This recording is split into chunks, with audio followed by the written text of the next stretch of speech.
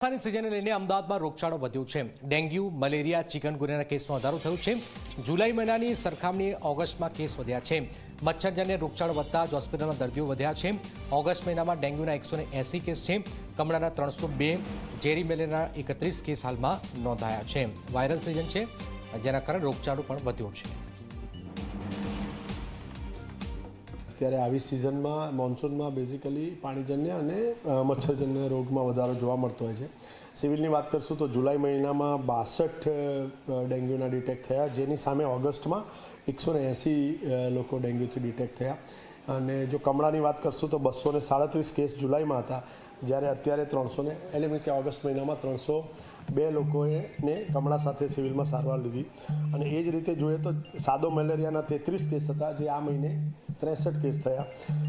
ઝેરી મલેરિયાના 12 હતા, જેની સામે 31 દર્દી જોવા મળ્યા। ડાયરિયા, વોમિટિંગ અને જે વાયરલ ફીવર છે એના કેસીસમાં ઘટાડો જોવા મળ્યો છે।